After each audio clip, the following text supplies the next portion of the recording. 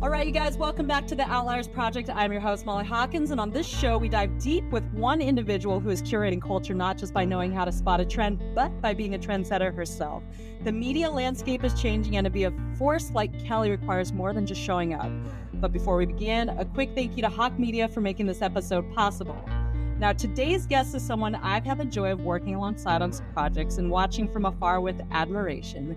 Kelly Hanson is an Emmy Award-winning host, producer, and content creator with over 15 years in the media industry. She is currently the host of New Day Northwest, King 5's #1 morning talk show, and the creator of Local in Seattle, helping locals discover the city they love. Thanks for joining me today, Kelly.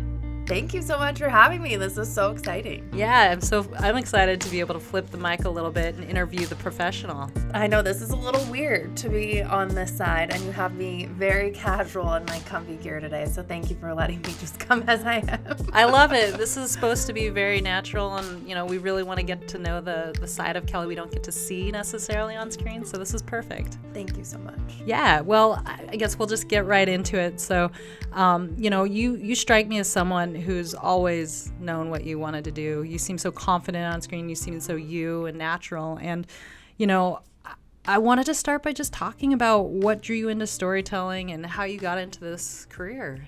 Definitely. Well, that is very kind. Thank you, first of all. I feel like I always get so emotional when someone's so kind and says something like that, because this industry can be pretty tough on a lot of different levels. Everyone has an opinion when they see you on TV, so it's always very nice to hear compliments, so thank you.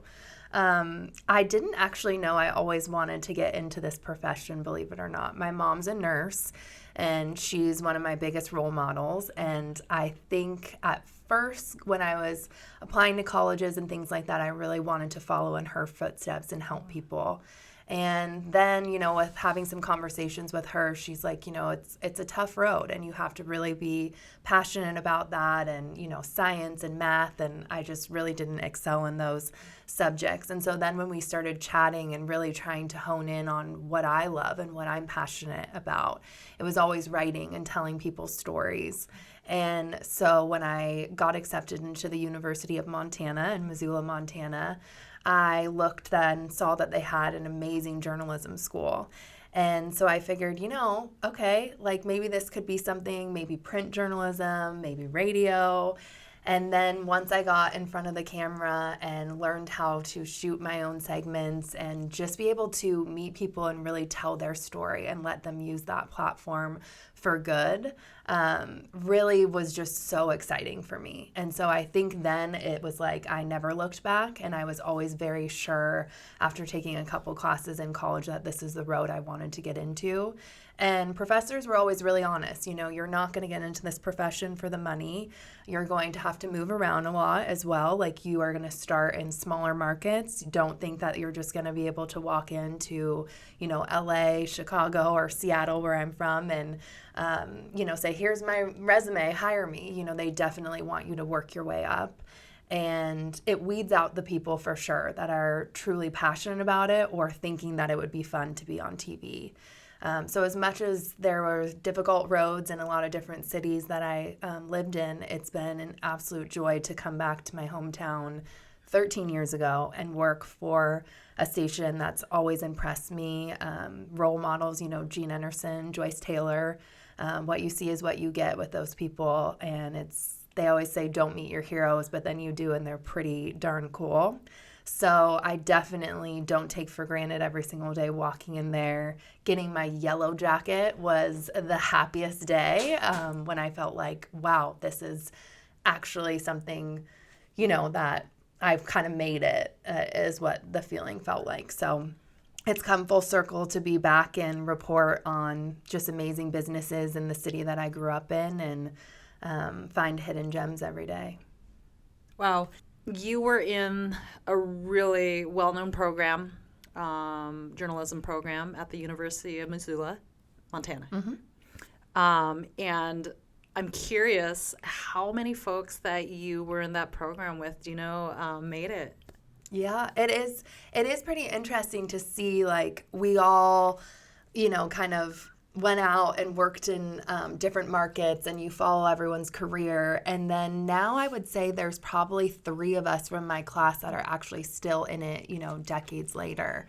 And again, I think, life happens. Sometimes, you get married and you have kids and you decide that you're going to go a different way and pivot. So it is interesting and I still follow those classmates because one moved to Australia and is crushing it with his own agency and is a little more behind the camera. And then, another one, even came here for a little bit as a reporter at another station in town. And so it's just... And we all just support each other so much. And honestly, all of our competitors, like our other stations, those women have been nothing but lovely to me in my career as well. I started filling in, after my YouTube series on King 5 as a fill-in traffic anchor. And I still remember, other women from some of the other stations reaching out and saying, you're doing great. And, here are some tips that are helpful for me doing that. And I just thought, wow, that is so classy that, women are just lifting up women and just being really helpful and supportive. And so I've just always felt so lucky to be in this space and among, people like that.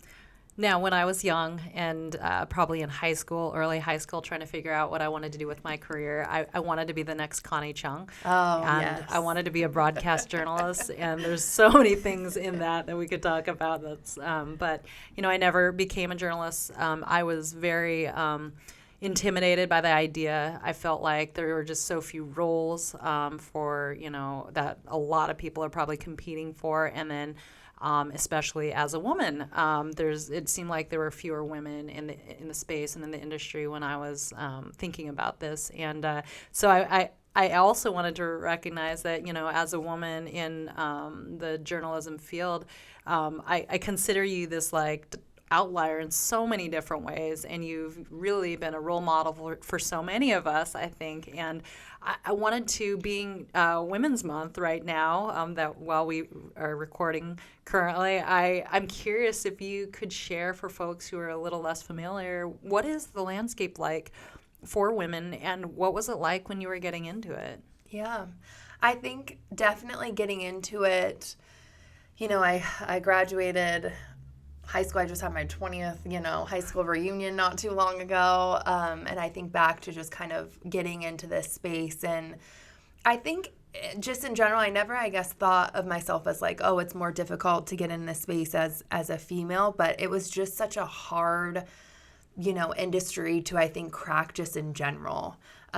Because there's so many people that want those positions and are vying for, especially, these desirable positions in each city. So I think I was just looking towards my role models like a Joyce Taylor, and what was it about them that I really, admired and loved to see. And I think it was always their authenticity.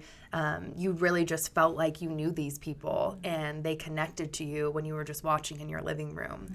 And so I think I was always just trying to think about that and be my true authentic self. And that took a long time, though. When I first got into the industry, I was, producing, I was behind the scenes, I was filming, I was in marketing, I was a writer. I was in every single space, but learning everything that I could. And I think that's an important lesson, is just to be a sponge and, try and learn as much as you can. So you're almost like a Swiss Army knife. When they're hiring you, it's like, well, we need this. Oh, I can do that. I can do that. Then it's going to open that door for you. And then you could maybe get your dream job if you just weasel your way in that way. So I think back to working in Missoula, Montana, and there was an anchor there, Jill Valley, who really helped me in my career. And my, it was a CBS affiliate there, and I was a small town reporter, general assignment, did not know what I was doing. And she was so helpful and so supportive. And then kind of moving to San Diego, it's hard to be away from your family and friends. And when all your friends are, in their, 20s and just having a blast and going out all the time, I couldn't do that. I was dialed in. My hours were crazy too, getting into this industry as well. You're kind of low man on the totem pole, and working kind of all the undesirable shifts and stories. And, but I think it just made me want it more. And I will say when I think about that question, though, in San Diego, actually, and I won't name names, it is hard being a woman in the sense that a lot of people have opinions about, I guess, the way that you look, or at least they did for me getting into the industry early on. And there was a news director at the time that just said, when I was really I was behind the camera at that time as a producer, but I really wanted to get back in front of the camera as a reporter and tell stories. And so I was really trying to show him with, some reels and some stories that I would do on my own outside of work, like, please give me this chance. You just need one yes, you need one opportunity. And he was finally pretty honest with me that, he just didn't think that I had the look to be on television, and definitely not for, the SoCal market, and that realistically I should lose some weight. Just didn't really have that it factor. And I'm sure, years later, he maybe had the best intentions. But with something like that, it just crushes you. And I remember crying to my parents. I remember crying to friends, my roommates, going home and kind of being like, well, what am I even doing if I'm never going to be able to live out this dream? But sleeping on it, instead of kind of waking up and being like, okay, I'm going to look outside the industry and I'm going to try something new because this clearly isn't going to work out. I kind of took that and always have had a little bit of a chip on my shoulder with that, of wanting to prove him wrong. And I think in this world, you have one life to live, so why not go after your dream? And I would rather give it 100% and be told no, but never have any regrets and look back on my life and say, hey, I gave it everything and it didn't work out. But instead, for me, it did. And it kind of did once I wasn't trying to fit in that box. I was spray tanning all the time in Missoula and San Diego and other places that I worked.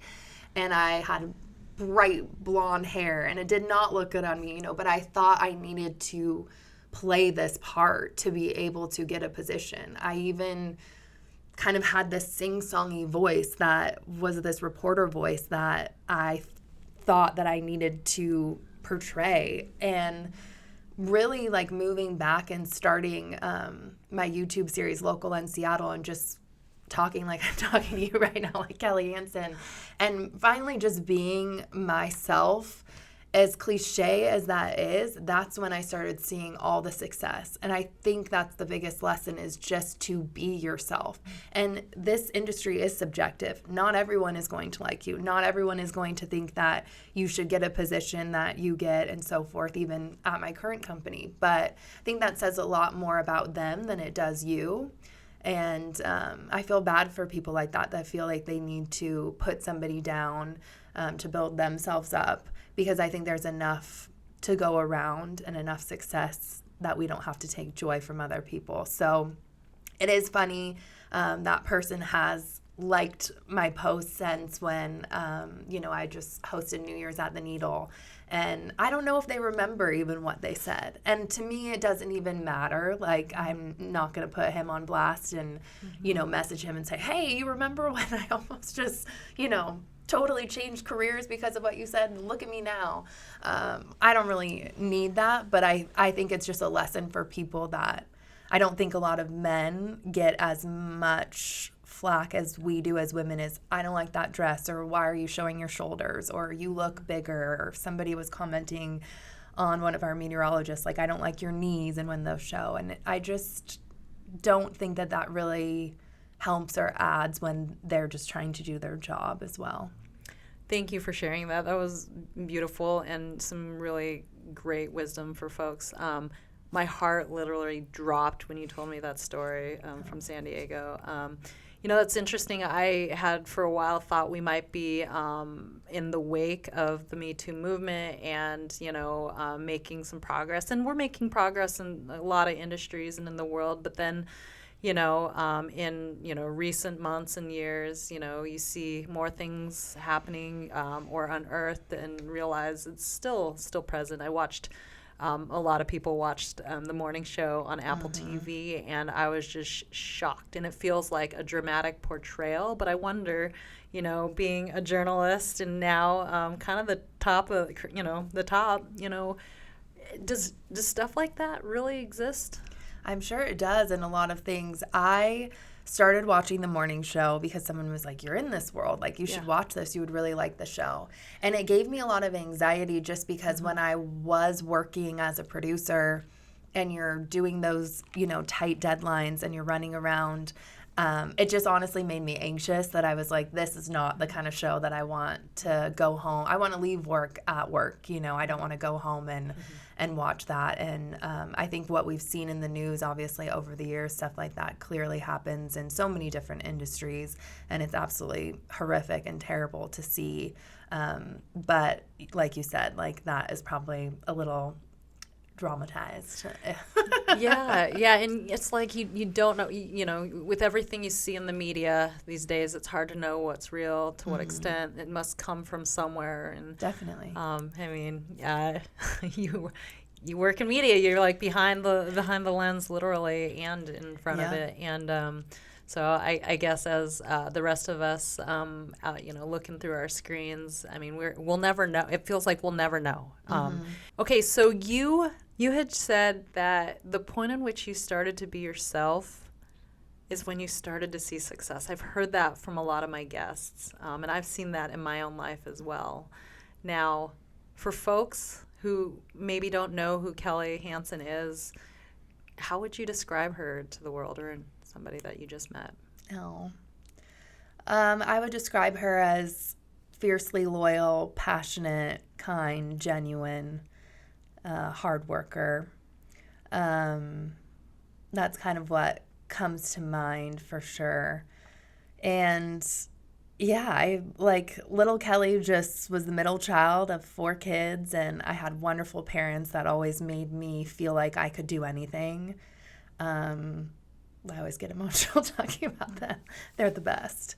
I think I didn't realize how lucky I was with the parents that I had until you really get older in life and you have more life experiences and you hear from friends and, people that you date just how differently they were raised. My parents never missed a single horse show or spelling bee or anything that I'm sure, and dance competition. And I'm sure it was so boring for them to sit through that and to have 4 kids and shuffle things around and, work their butts off to try and give us what they could.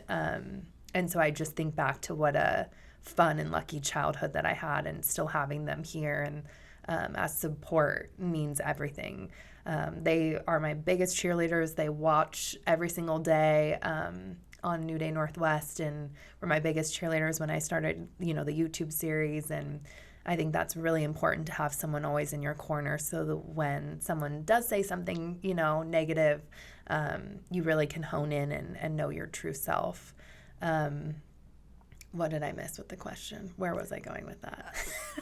That was really beautiful. I was just following along. I forgot. I know. I'm like, what was I know there was a point I was who getting are to. You? Oh, who's Kelly Hanson? Yeah. And so I think when I think back, middle child, wanting attention and just wanting to make people laugh, it kind of makes sense, the world that I kind of moved into then. Not hard news, lifestyle, making people smile, having it be a break in their day. The news, I always hear people tell me the news can be depressing. I don't watch except for weather or traffic, and so I want to be that bright spot in their day. So when I think of little Kelly, who was running around doing Steve Urkel impressions and things like that, and I was always trying to make my friends and family dance, or laugh. And so it doesn't really surprise me kind of getting into where I am now and meeting new people and showcasing their stories. And I love everyone's story is like a puzzle, and putting it together and making someone feel something. I always want to know the return on investment with every story that I do. If someone takes the time to watch a 5-minute story that I put out, I want them to feel something, whether it makes them laugh, it makes them cry. That's kind of my ultimate goal there. And then just kind of leaning into the hardworking aspect of jumping around from station to station to kind of build my resume and my career that way has just really been something that I think just goes down to the fact that I've had a lot of passion for this world and an industry. And so it's just never kind of giving up and pushing through. And at King 5 in 2017, I was working in the marketing department, and there weren't really any openings, on camera or anything like that. And so I decided to start my YouTube series, Local in Seattle, under their umbrella. And when you start that, I think some of the decision makers were like, YouTube, like, what? Okay, we'll see. And then just building a brand from there and sponsorships. And here we are now in 2026, and even through the pandemic, and it's been successful and it's still rocking out. And I think that is really what showed people my personality, my true self and authenticity that has led me to then this current position that I've had. And so I think I just have always been a hustler. Like, I've always been trying to figure out, okay, if there's not a position for me and a real true road that I can apply for, what can I do to kind of almost make my dream job and blaze my own trail? And so when I literally love going and talking to high schools, because I remember so many people that were really passionate and excited about their careers for like career days and stuff, and it always gave me ideas about where I wanted to go to school and what I wanted to do. And so I love being that for people, because I can kind of just tell them, like, if there's not your dream job yet, like, start it. Like, start a YouTube series. Like, you're always scared, you don't know the name, you don't have the graphic, but just start. The hardest thing is to just start. That's great advice. I think adults, children, kids, folks getting out of college right now could all use that kind of advice. I was going to ask, follow-up question was going to be, do you think that you were born with that tenacity and that drive? It's funny, you talk about being a middle child, and I felt the same way as the baby. I was also adopted and just trying to be seen as well in this whole other way. So I feel like I've psychoanalyzed myself, and I'm like, how did I turn out this way, right? But it's funny you said that about the middle child. I'm like, oh. Yeah, I feel like I was like never really like the problem, like growing up, I kind of flew under the radar, got good grades, like didn't rock the boat, but then in doing that, you're kind of like, hey, like still, so I think I was definitely a bit of a ham. Thank you for saying that. I think I was born, with that tenacity, but I also think seeing my parents work as hard as they did to provide for us definitely probably helped just shape the person that I am today. Like, I'm not going to just, lose my job tomorrow. I'm not just going to be one of those people that is woe is me and sit at home, maybe for a little bit. I mean, we all do that. But I definitely think I'm like, okay, going to hit the pavement, hit the ground running. What's next? I always want to drive to work, do something in life that is fulfilling and that makes me happy. And I know not everybody gets to work their dream job, and they always say, like, if you have a hobby, make that your career if you can, because then you never feel like you're working a day in your life. And I've always been really lucky, in these later years of just being able to drive to work, not have Sunday scaries, and be really excited about that day, and also feel really proud and fulfilled with what I'm doing. I mean, I'm not saving lives like I was going to do as a nurse or taking the medical profession, but I think in some ways I'm hopefully making people smile. And I've heard from some people that are overseas, they miss Seattle and home, and they're really just connected with this city still because they get to watch me on YouTube and Local Lens, and they've thanked me. And you don't think that you're really making a difference, and then someone says something like that, and it really means a lot to you, because you're like, oh, I'm like, maybe I am in a small way. Thank goodness for streaming, because I now stream King 5 in the mornings, and sometimes if I'm working from the couch a little bit, and I don't see every episode, but I think I'm speaking for everybody, and apologies if I've missed it, but I would love to see your folks join you one day on the show. Oh my gosh. I want to meet these people. Thank you. And thank them. Oh my gosh. Oh, thank you so much. They were on my first day that I got announced, and it was a cry fest. It was hands down my favorite episode that we've ever done. My dad in another life would have been an amazing host or TV personality. He loves it. My mom is like she will do it, but she is a little nervous and gets kind of emotional easy, and that's where I get it from both of them, really. We all feel pretty deeply. And my dad is like, and both of my parents were born to be parents. The movie The Family Guy like always reminds me of my parents, because I think some people are really put on this earth to be a mom and a dad, and they really wanted to be that from a young age, and it shows. And so, yeah, they were saying, you know, how proud they were of me. And I think it's like, you know that, but hearing that is always so important, I think, no matter how old you are. And I think it was just important for me, too, to tell them how much I appreciate them and love them, because just, you know, life can be so hard and terrible sometimes, and God forbid something happens and you don't say what you want to say, and you don't say I love you, and those kind of things. And so I think being able to have that space and put them on a stage and say thank you like that, and I hope it meant a lot to them, but it was the best. That's beautiful. God, I feel like you have so many really cool stories to share that I think are very relatable for folks. You actually answered this question, I think, before, but maybe you'll have another answer for it. So, was there a time in recent past where you thought about giving up? Yeah, I mean, I think back to, obviously, the San Diego story, like I told you, in the sense of giving up my career and kind of pivoting and just listening to people that tell you that you're not it.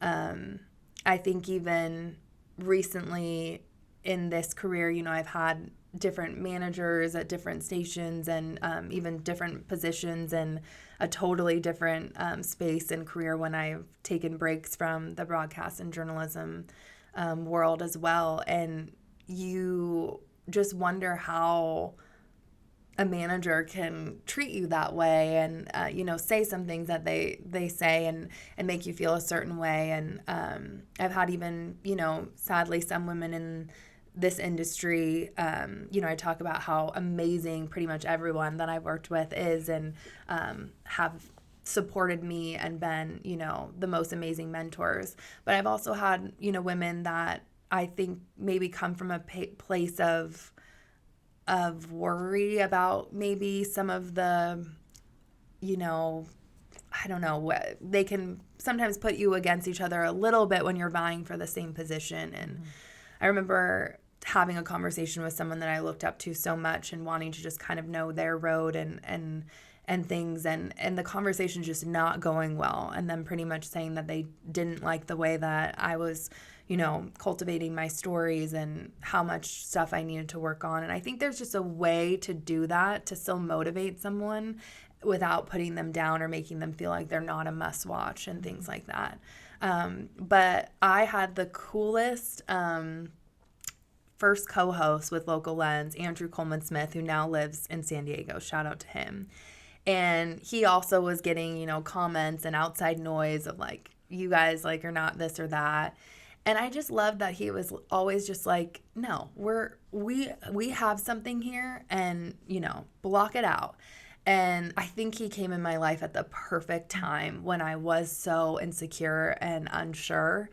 And he really built up my confidence, to where now it's like when someone says something mean, of course, it really stings. They find like your insecurities, of course.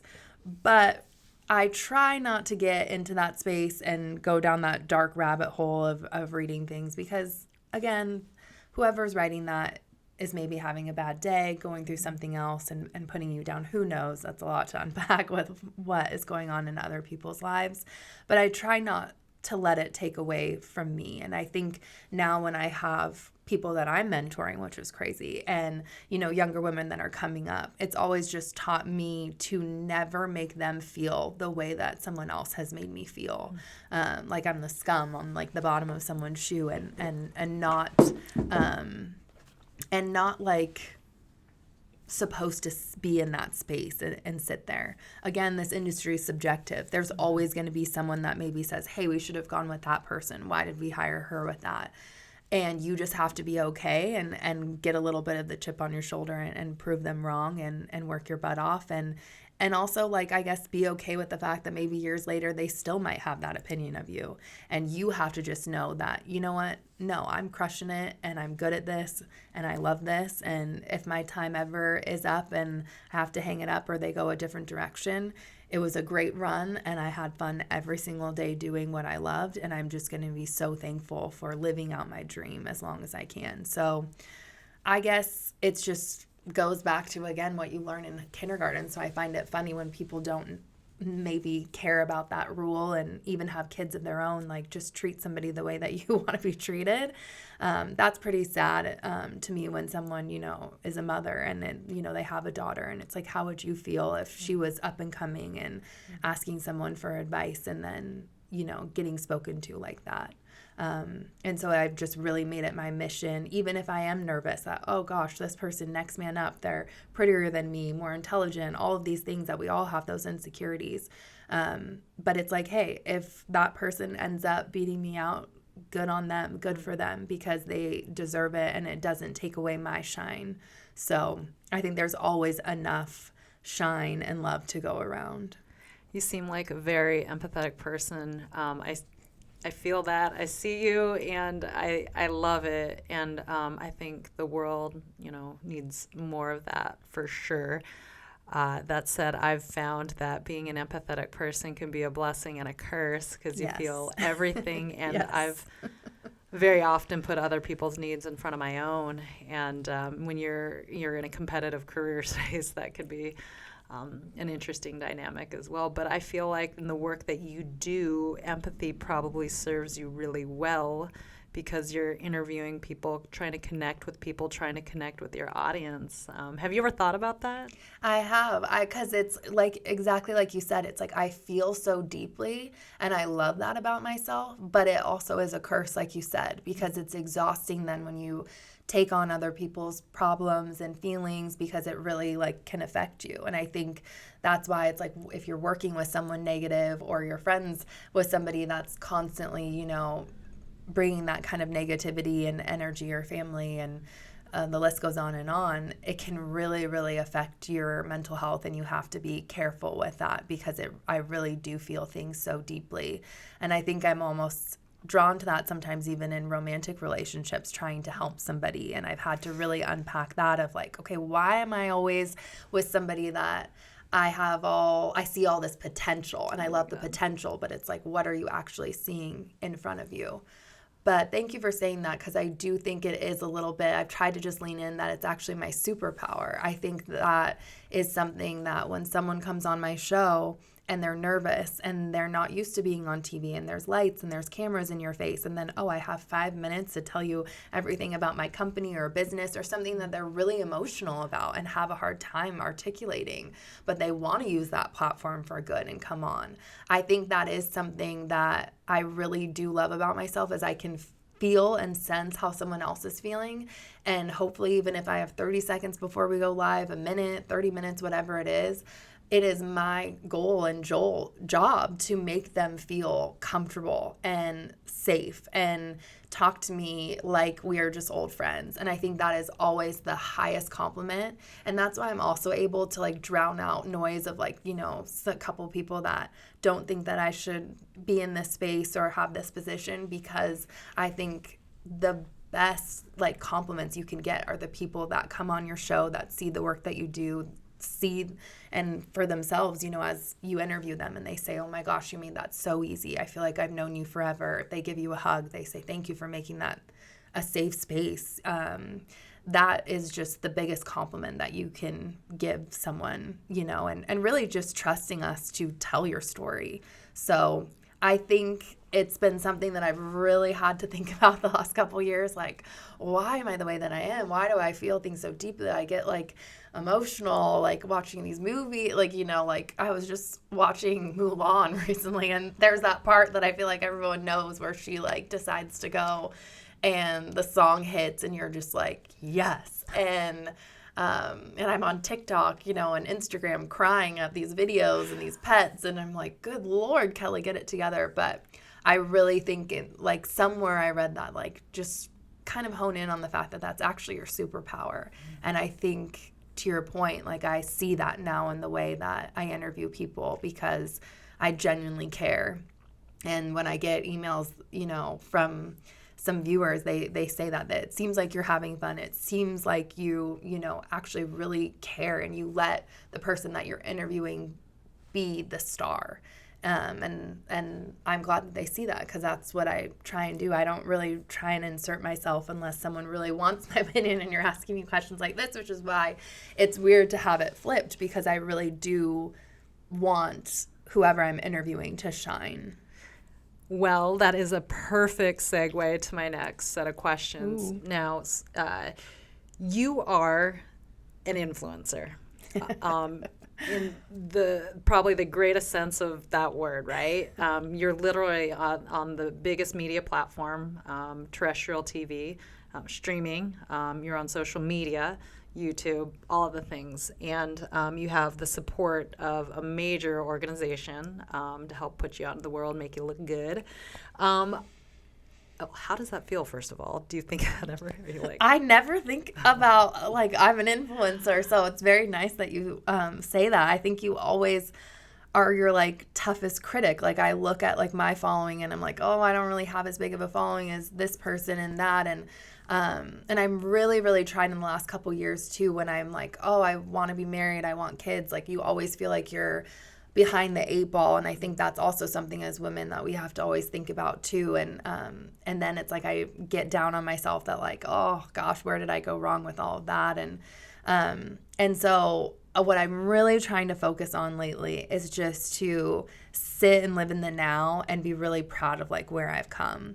And so instead, I guess I should say thank you for thanking me as that. And I'm really thankful to King 5 for being open, and Tegna and the parent company too, being open to me starting the YouTube series in 2017 and, wanting to, hey, I'm going to try this streaming service and I'm going to do this. And to have someone support and backing and have someone believe in you. Like I said from the beginning, you just need that one yes and one opportunity. They gave me the platform and the opportunity and the equipment and everything that I wouldn't have been able to buy and afford myself, and their platform to give it a shot and try and see. And so I think that that's pretty amazing. And to also be able to bop around the city and try new things and have people reach out to me is wild. I used to be sliding into everyone else's DMs, just begging them, like, I'll work for free, I'll be your intern. Like, I just want to go and try this, and can I do this? And now to have brands and companies and, just people around Seattle reach out and say, we would really love you to come here and try this. And it's pretty amazing. But it also comes with, I guess, a responsibility that I'm not going to just put out something that I don't like and that I don't align with. And so that's also something that, you'll go to an event and maybe it wasn't great and you don't like the product. And so you have to be okay with, again, going back to being authentic. Otherwise, people aren't going to trust you as an influencer. Because if you're always just saying, everything's great, like, this tastes amazing, like 10 out of 10, does it? I think we all know those people and follow those people, but we also really appreciate when someone's honest and is having a bad day. And I always laugh because I definitely overshare. I'm one of those people that probably says too much about my personal life and that as well. But I think just doing that, you get to, like, connect. Like, I remember just, like, meeting you and, like, chatting, I don't know if that was a year ago now. And it's like you just learn so much about someone and realize that we're so much more alike than we are different. And I think the world needs more of that right now too. Absolutely. Now, with all eyes on you, and everybody wanting a piece of you in a sense, right? And having this influence and this responsibility, but also being an empath and wanting to help and serve others. And, how do you protect your time? Is there anything, I struggle with this constantly, having been a boss, managing employees, having different peer groups, and also wanting to hustle and, really grow my business or do the things and stuff, right? I learned the hard way But, what do you do? And do you have any tips for people in terms of how you protect your sacred time and space? Or do you? Are you still working on that? That's such a good question. And I think it's definitely been one of my New Year's resolutions, because I think I am a little bit in like my year of yes. Like I love saying yes to new things, and you want to do everything, but also you can't. I need to learn how to delegate. I was used to starting Local Lens myself and having to do social media and edit everything together, and you're so passionate about a project and you want it to be right, and at the end of the day, when you're the face of something like that, it is, the buck stops with you. Like you are the one that they're going to say, hey, this wasn't it, this wasn't right. So I like to have full control over stuff like that. And I think the more that I'm getting like tapped to do different things, I think I'm realizing like I can't cover every single base and, work on all these different shows and then still build my brand and still have fun and date and see my family and friends. That means so much to me. It's like everything I do for work is so fun. Like I just went to a Kraken game and that's a blast. Are you kidding? But it was for work, and you have to still be on because you're meeting clients and people. And so you're not just going. And so when I travel, I really try to just, I went to Lake Como with my parents, because that's a whole other thing to unpack when I was, had ended things with my last partner, and my parents were going to go, and I'm like, can I come as like the third wheel? But what a fun trip too, to think back on, that it's like as a, a kid of 4 kids in the family, and none of my siblings went, and it was just like that special time I'll always remember with my parents. It's like, I didn't want to post. I didn't want to make a reel. Like they were seeing the most beautiful things, but it's like, just take pictures, Kelly, if that brings you joy, and some video, but don't feel like you have to rush and do a post and say reel here, go here, do this. Like, they're not paying you. It's not work. But I think a part of me, it's like, I love filming. I love taking pictures. Like that is a hobby for me. So it blurs the lines a little bit.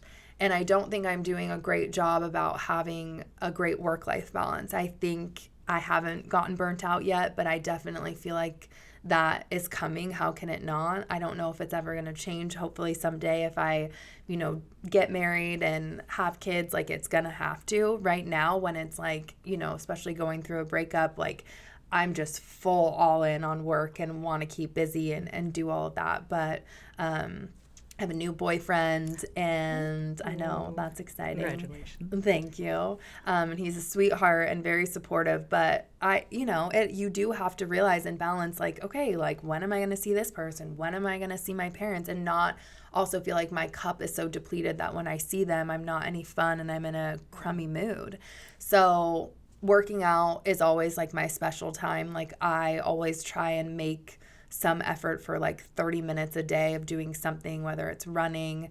I'm trying to get back into running. I ran my first 10K recently, but in high school I used to run like half marathons and stuff. So it's like I want to get back into that space, and just like you plan out all of your work things on your calendar, plan out fun too. Plan out things, like all of that needs to be in there, and it probably needs to be in there first. So bad about not using my PTO. I am going to stop that. That is a New Year's resolution. Like, not going to lose PTO this year. I'm going to take the time, even if it's sitting and organizing my house and not working. I think in this space too, you're worried then, like, well, it's next man up. Am I going to get bumped? Am I going to get my position taken away? And it's like that. Those are just insecurities and fears that I have, that I'm like building into my head. And I need to live my life. I need to have fun and do things that fill my cup. I definitely also, though, love being home just with my cat, and that truly fills my cup, and just vegging out and watching TV and getting out and hiking and so forth. And so I definitely think I need advice. People should reach out to me and tell me what they do. But when it was like the year of yes, now I almost feel like it's the power of no is what I'm learning, and no is a sentence. So I don't need to explain like, oh, I'm depleted, I'm so sorry, or I'm this, and I had this shoot, and so I'm like, it's just like, no, I can't make it. and I don't need to say anything else. And it's really, really hard for me to not be like, because of this, and I'm so, like, no one needs to know. Like, it's okay to just have boundaries. So boundaries and delegating to then live the life I want to live, personally, because professionally everything's going really great. But it's like I also need to find that love and joy in my personal life. Thank you for sharing that. I think so many people have been thrown off kilter since COVID, especially when those lines got blurry. We're working from home. Yes. I sit at a computer from my home 8 hours a day, and then it's like I could keep working because I'm also at the office, so sometimes I do. And, I think it's also, I think you said you just had your 20-year reunion, so does that put you in your 40s? No, not yet. Okay, close. So I'm just, I'm over the hump there, and but I feel like a lot of people in that late 30s, early 40s, we're almost like there's a lot of transition and change and like consideration and learning how to adjust to these new expectations in this life. So like I'm literally like relearning how to balance and live, and protecting that space is so important. I literally put it on my calendar, like whether it's a dog walk or time for myself. Yeah, I know. I'm starting to do that where it's like Pilates. And if people are like, oh, can you move that? No, I can't. It's a meeting. Yeah. Oh, yeah. Good for you. I'm proud of you. I can't wait to check back in a year to hear how that's going. Oh, I hope so. I know I have a few, like, become a better cook, like all these things. God. So I'm trying, but also not beating myself up. You just try one new recipe and try one new thing where you're like, I said no to that like event, and that's okay. Well, thank you for not saying no to me. No, I love this. This is my first podcast I feel like that I've been invited to. Stop it. Oh I hope it's the beginning of a lot more, but I really honestly respect you a lot, and thank you so much for, asking me such beautiful questions too, because it is just really awesome to chat and like not have a script and kind of just get to bizarre. Be you. Yeah. So okay, there's so many things that I want to ask you, but I definitely want to kind of get into a few forward leaning things. So what's next for Kelly Hanson? I mean, do you have, from where I'm sitting, it seems like you have made it, right? But based on what you've shared today, you seem like a very ambitious person, and the ceiling has to be high. What would it be next for you if you could imagine? Thank you so much. Yeah. It is funny, and it's, again, like, feels so lame and cliche to say, but I really am living my dream job and career and life in that respect professionally. I never thought I would, well, it's hard to say. It's like a part of me always knew, I think little Kelly always knew that I could get here, and I had that really crazy lofty goal.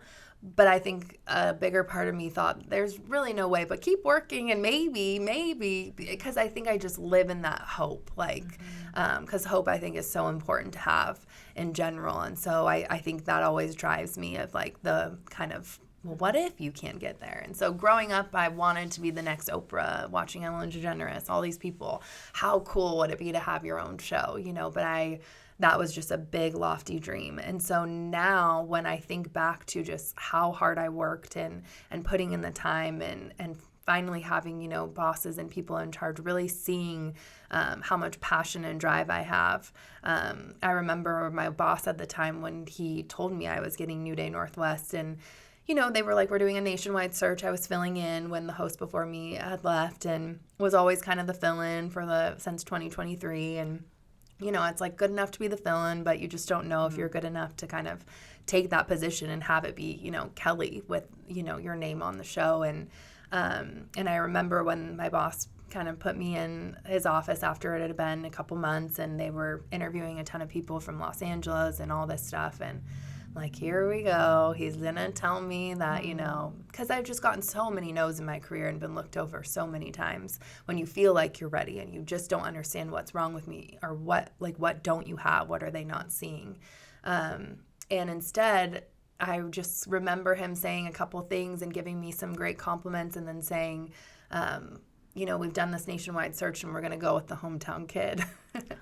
And I just started bawling. I'm like, what?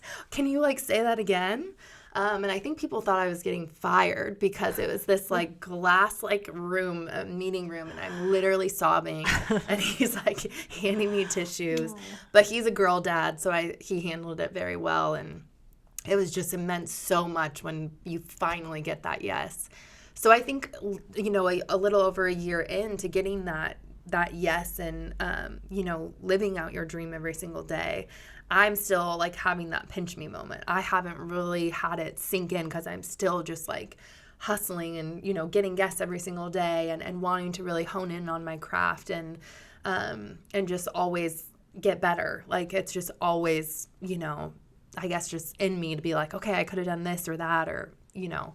And so I just really want to enjoy this. Like I want to just see like and enjoy every single day because I think little Kelly would be so proud of, you know, the person that I've, you know, become and then also just where I've gotten in my career. I think she'd be like, what? Like we got our own show in our hometown.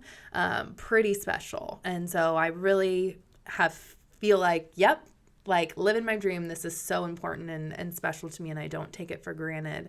But then I have some people that say, well, what if like, you know, Kelly Clarkson is leaving her show and what if they called you? Like, you know, and it's like, that's not even on my radar. I'm like, yeah, right. Like in today's show, yeah, right. But I guess, sure, like those could be like big, lofty goals to think about. I don't know what I would do. I just think that is just so out of the realm of possibility for me in my own mind. But of course that would be so cool. But it would take a lot for me to want to leave Seattle because I'm so close to my family. I really love, you know, the career and the job that I have and my family and friends. And I'm honestly just hoping that, you know, if it all works out the way you want to in your head, that, you know, maybe then like marriage and all that kind of stuff comes and then you want to be close to your family, hopefully that they can help you with some of those things. And so it would take a lot for me, I think, to move on, but never say never. So I guess if they call me up, who knows? I think it's so beautiful and so contagious to hear you and how excited you are about where you're at and be present. And, you know, a lot of people always are, you know, 5-10 steps ahead of themselves, and that could be exhausting. So I admire and appreciate that. So thank you so much. Before we wrap, I am curious, you know, I thought about like we were meeting around the lunch hour and I'm just like, holy shit, I feel bad because, you know, you've probably been up since like 2 a.m. For folks who don't really know what it's like to be on TV, you know, can you walk us through your typical day and like what it takes to get a show produced? Absolutely. It's so fun. Anyone that like wants like a tour too, like just reach out to King 5 as well because we always have little tours that happen and that's something that people don't know too. But when I used to work the mornings as a fill-in traffic anchor, I would get up in like the middle of the night. Like when people would be coming home from the bars, like, you know, 1, 2 a.m., I'd be getting up, full glam, full hair and makeup. We don't have anyone that does that. Like that's something else too that people are really surprised with. Like maybe the big markets, like today, I'm sure they have a team, you know, local news doesn't. So we're doing all of that ourselves. And then when I would do traffic, what I was surprised and didn't know till I was in that role is you're building your own graphics. So you're checking everywhere, cameras, maps, to see like if there's any accidents, anything that you need to report on. And I always think back to the first day that I filled in. It was in COVID. And they were like, you can do this. And I'm like, yeah, I can do this. So I'm like, you know, training on all the graphics. Things are going well. And I was pretty nervous, but really excited. Like you just always want to say yes to these opportunities. And my friends were like, it's COVID. There's not going to be any traffic. Like, and I'm like, you're right. They're like calming me down. I'm like, you're totally right. So I'm thinking I have this in the bag. And then I drive into work and the executive producer of the morning show said, there's a structure fire and it's blocking like this road. So we're going to start with traffic out of the top of the A block, which is like breaking news off the top where everyone's watching. And I'm supposed to be like hidden, you know, in the show just when it's no traffic, looks good from like Belfast. Like that's what I've been practicing. And I remember just being like, what? Like, they're starting with me live, and my friends are so funny about it to this day because they're like, yeah, we talked you up, we calmed you down. And then they woke up early to watch me that day.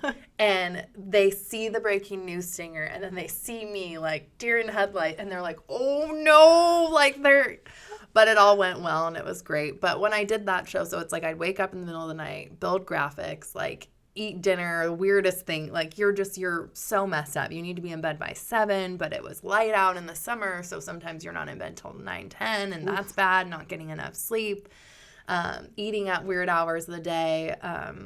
My boyfriend at the time, we were like 2 ships in the night. Like, I'd get home, so I'd be there at 3:30 ready to rock. It would start at 4:30, full air, like, you're off to the races. Then you're there for hours, reporting in the traffic, and then you would get done around like 7, 8 o'clock in the morning, and I would go home and sleep, and he would just be leaving for work.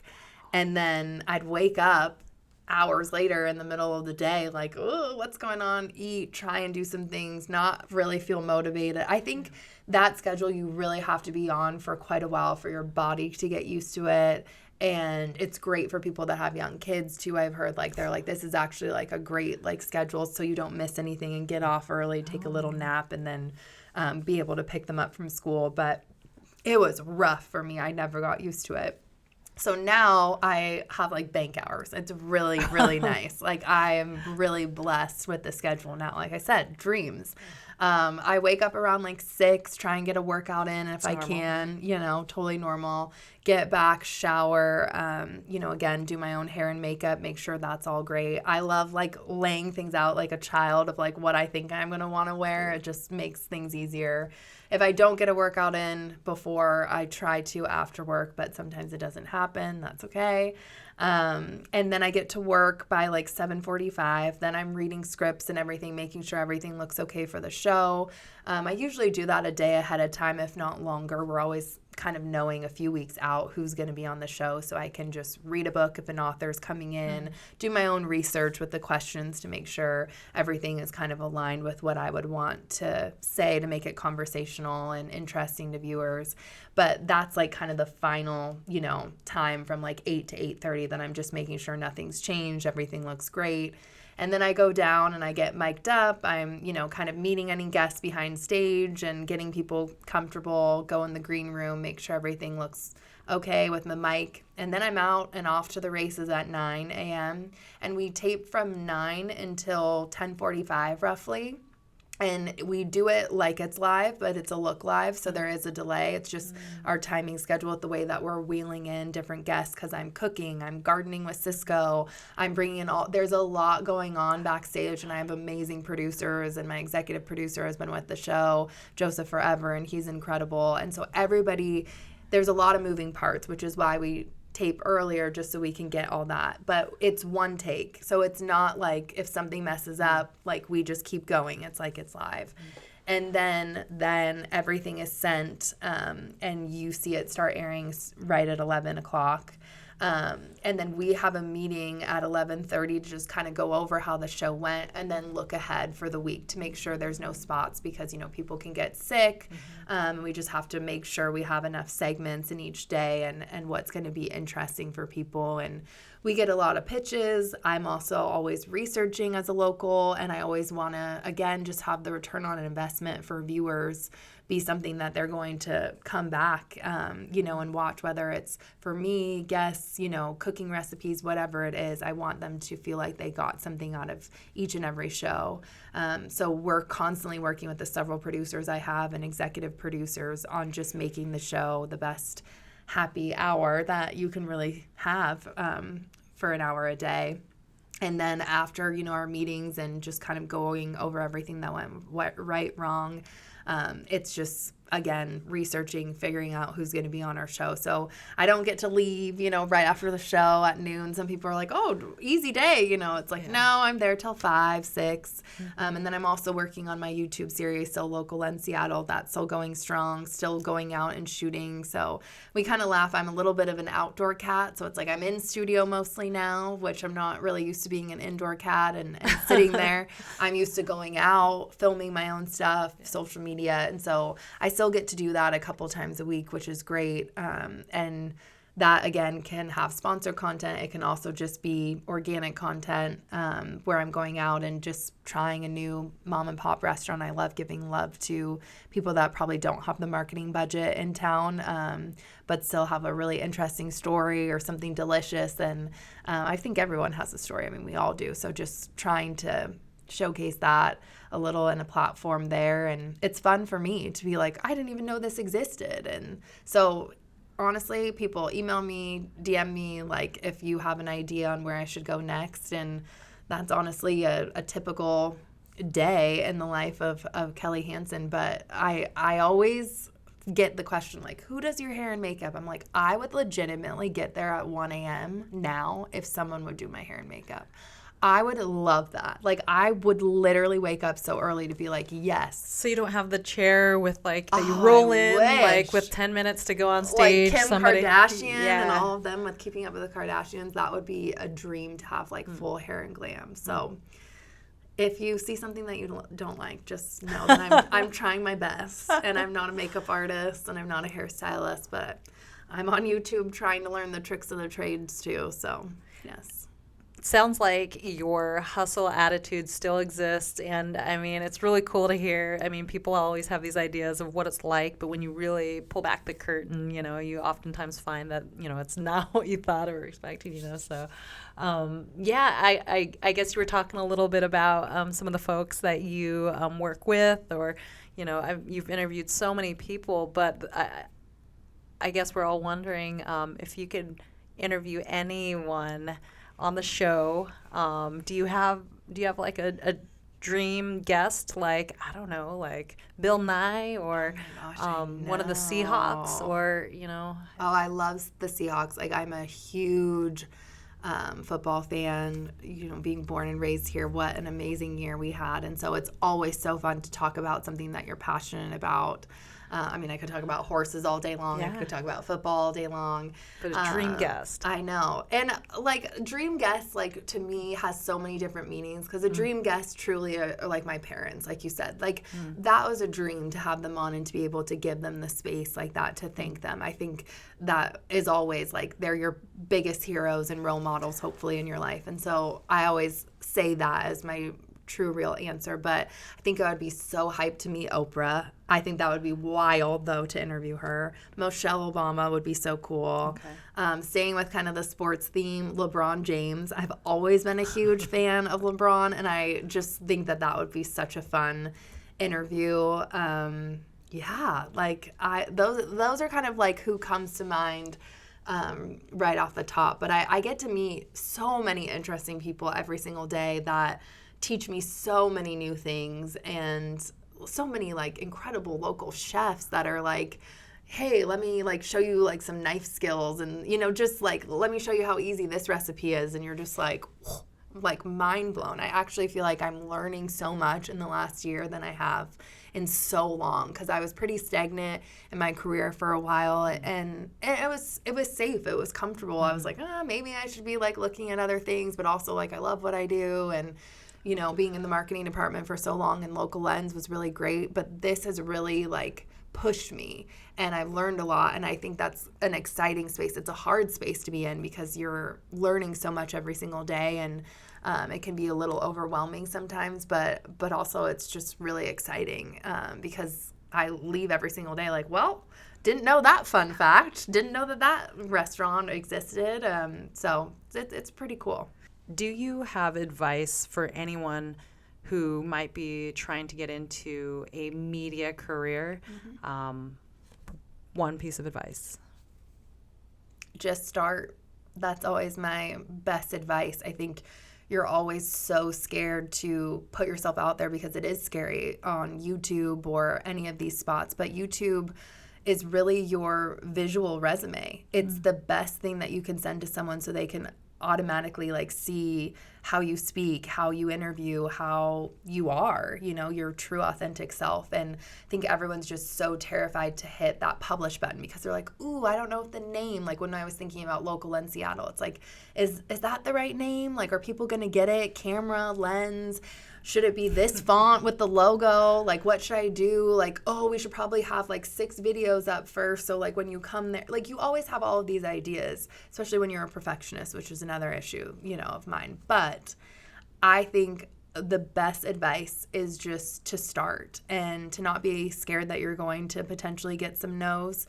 But you have to just know within yourself, like, is this your dream? Is this your lifelong passion? And if so, then it really doesn't matter what anyone else thinks, because just follow that and follow your heart and things will work out. Well, you're a dream guest. So thank you again for joining me here today. Thank you so much. Thank you so much for having me. This means a lot, and it's just really amazing, and you have incredible guests on, and I really appreciate just being asked. Well, I can't wait to catch up with you again here maybe a year from now to see how things are going with you. Ooh, okay. Stay tuned.